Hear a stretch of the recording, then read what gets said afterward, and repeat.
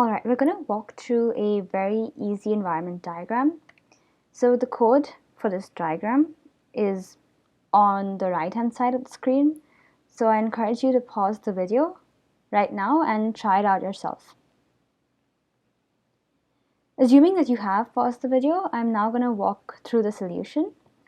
Alright, so we first start out by drawing our global frame. And we look at line 3. So on line 3, we have an assignment statement. So the integer 3 is being assigned to the variable a. So we draw out a, and we have this sort of box thing, and we write the value 3 inside. We finish the assignment statement, and we then move on to line 4. On line 4, we have the primitive 2 being bound to the variable a. So since we already have a existing in this frame, which is the global frame, we need to change the value of a to 2. So this 3 will change to 2. Remember that we can't have two variables of the same name in the same frame. So I couldn't have another a over here with a different value. So we then move on to line 5, and line 5 is a def statement. So we're defining a function, and the function is represented by the variable b. So we write out b, and we have a pointer to the function object. So we write function b, and the parameter of this function is c, and the parent of the function is wherever we see the function defined. So that's in our global frame. So that's our parent, and that's it for line 5. It's important to remember that when you're assigning a variable to a function, like we just did on line 5, we need to have a pointer pointing to the function, or the intrinsic name of the function. Yep. So we have a pointer, an arrow representing the fact that this variable b refers to this function object. And in the case of primitives, you have the variable a being equal to 2, but we don't have the pointer that we had for variable b. Alright, moving on. So we finished line 5, and since this is just a def statement and not a function call, we do not go to line 6 directly. Instead, we skip this whole block and this whole indented block, and we move on to the unindented portion, which is line 9. So on line 9, we have a function call.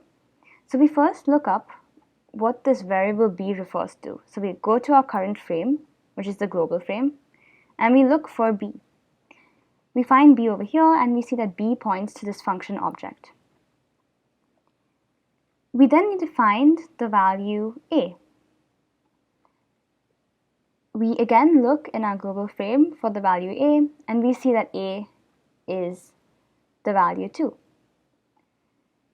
Now I apply the function name onto the parameters, or the arguments passed in. So since this is a function call, we have to open up a new frame. How do we know that this is a function call? It's because we have a function name, or a variable which points to a function, b, and we have an open parentheses right next to the function name without there being a def statement on the same line, which means that this is a function call. Alright, so we have a function call. So whenever we have a function call, we open up a new frame, and I'm going to open up F1. I then copy down the intrinsic name from the global frame. So that's b in this case. And the function has a parameter c. So for the value of c, we have this variable a being passed in. And in order to find out what this value of a is, I need to look in my current frame, which at this point is still the global frame, because we're not inside the def statement yet. So I look in the global frame for the value a, I find it here, and I see that a is 2. So I write 2 over here. Of course, I must not forget to write out the parent of this function. So the parent of function b is global from this. So I just write parent is global. All right. So I'm currently here on line 6. And on line 6, I see that there's an assignment statement. So a is equal to print c. So I first look at what's on this side, and this is a function call. So we have a function called print and an open parentheses with the argument c passed in. Since print is an inbuilt function, I do not need to show a new frame on my environment diagram on a midterm or an exam in 61A. But I still do need to evaluate this. So I look at this part and I see that this is the function operator, and this is the operand. So I have to look up the value of c. I'm currently in frame f1, so I look for c in f1 and I see that c is 2. I then apply the function to my input. So I need to print 2, and my display screen, let's say that this is my display screen. This is not part of the environment diagram, but the display screen would show the value 2 since I just printed it. An important fact to remember is that print returns the value none. Since print returns the value none, a is equal to the return value of this, which is none. So the value of a in this frame is none. Note that we have a new parameter a in this particular frame, even though there's an a in the global frame. That's because the variable in the local scope of function f1 is different from the variable in the global scope. An easy way to keep track of this is that whenever you see a new variable that is not defined in this current frame and is on the left hand side of the equal to sign, you can usually just put it down in this frame itself. It's only when you're looking up values, so if the variable was used on the right hand side of the equal to sign, and if you did not find the variable in the current frame, only then will you go to the parent frame and look for the variable there. But since the variable is on the left hand side of my equal to sign, I need to define a new variable in this frame. That's why I have an a over here. Okay, so I finished line 6 and I go to line 7. And on line 7, I have a return statement. So it returns a or c. Okay, so I need to write return value here. And the return value is a. So I don't know what a is. I need to look at what a is right now. So I go to my current frame and I search for the variable a. I see that a is none. So what I have to do is use that value of a right here. And this statement is none or c. We know that none is a false value, and or looks for the first true value and returns that. or if all values in the statement are false, it returns the last false value. So since A is false, we need to look at the next value, which is C. Alright, for C, we again look in our current frame, and we do find the value C right here. So we return the value C, which is 2. An important point to remember is that if we did not have the variable C over here in this frame, we would have to look up the value of variable C in the parent of this frame. So we would go to global and look for C in this frame. If C was not in this frame, and since this is a global frame, we would throw an error. Okay, so we've finished going through line 7 and line 9. So now we're on line 10. Note that the difference between line 10 and line 9 is mainly that line 9 is just a function call without an assignment statement. The value returned by this function call is not assigned to any variable, but the value returned by this function call is assigned to the variable b.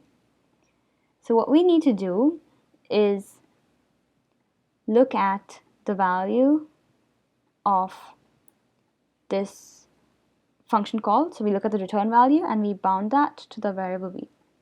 Okay, so we start off by looking for the variable b on this line or in the global frame, and we see that b points to the function b, which is on line 5. And since this is a function call, we need to open up a new frame. So we have f2. The intrinsic name of this function is b. So we have b, and the parent is global. And our parameter c is just this value, which is none. So c is none. And since this is a function call, we need to go into the indented part of the function. So we go to line 6. And we see that on line 6, there's an assignment statement, and A is equal to print C. So we first have to evaluate this part. So we look at this part, we see it's a function name. Then we look at the arguments passed in. So we need to find out the value of C. So we look in our current frame F2 for the value of C, and C is none. Alright, so we need to print none. Since we're explicitly printing none, it will show up in the display. So there'll be none here, printed out. And the return value of this whole statement is none. So A is assigned to the value none. For the return value, we return A or C. So we look up the value A in our current frame, and we see that the value is none. And none is a falsy value, so we look at the next part of the statement, which is C. C evaluates to none in this frame, and once again, none is a falsy statement. So we look for more things to evaluate, but since that was our last variable in the statement, and it's an OR statement, we return the last falsy value, which is C. So we look for the value of C in this frame. We see that C is none, so the return value will be none. So now we come back out to line 10, and on line 10 we see that B is equal to the return value of this function call, and we just saw that the return value of this function call is the value none. So in our global frame over here on line 10, we change the value of B to the return value of this function call, which we found out to be none. So we remove this pointer slowly, and we write out the value of b as none.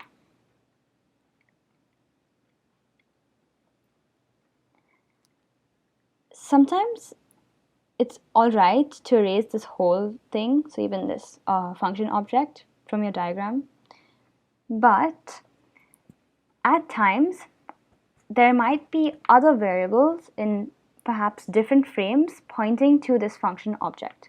So for example, I might have had a variable m which points to this function object, and in that case, if b was initially pointing to this function object, I would erase only the arrow pointing to this function object and not the whole object itself when I replace the value of b.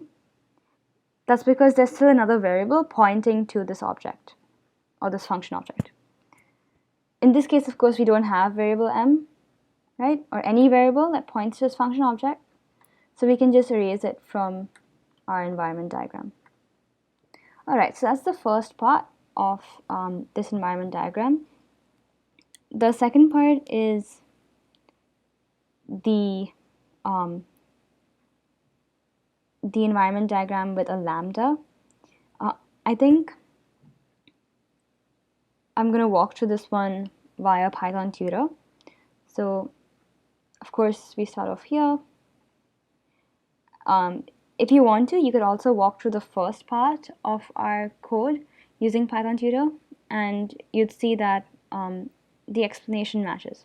So this environment diagram is the same thing over here. And of course, our displayed values, or the values printed out, is the same as this. Great. One quick important point to note down is that when you do not have an explicit return statement in your function, the function will return the value none. So for example, I did not have this line here.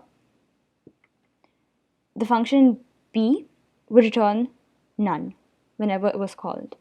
So this b would equal none since the return value of this whole thing is none, since there's no return value. Okay. So we're now on line 12, and we're going to walk through this one via Python Tutor. So we start off with this function a. So we change the value of our variable in the global frame to point to this function whose parent is global. We then move straight to line 15 and not into the indented part. So we do not go to line 13 because we haven't called the function a yet. Once we do call the function a on line 15, we go to line 13 and we return lambda a, which returns the value 2. So we're returning a function. It's not a function call. We're returning a lambda expression right now. So f will actually point to a lambda expression, and it will not equal the value 2. So once we return this value, it points to this function, lambda a. And the parent of this function is basically the parent where we saw the lambda function. So the frame we saw the lambda function in, and that frame is f3. Okay, so we're now back on line 15, and we assign the value of f to this. So we assign this function lambda to this value f, and we then move on. You have to still keep the pointer from the return value to this function. All right, so we now move on to the next line, which is line 16. And on line 16, we once again have an assignment statement. So we call the function f, which is this thing, so this function. And since it's a function call, we open up a new frame for the same function. And we return the return value of the lambda function. So f is this whole thing, And E will be the return value of this whole thing, which is whatever is on the right-hand side of the colon, and that's just 2. So once we evaluate this and return a value, E will be assigned to the variable 2. Okay, and that's it for our codes. That was an easy diagram, and it should cover most of the basics, hopefully. And we'll walk through other diagrams in future videos. Thanks for watching.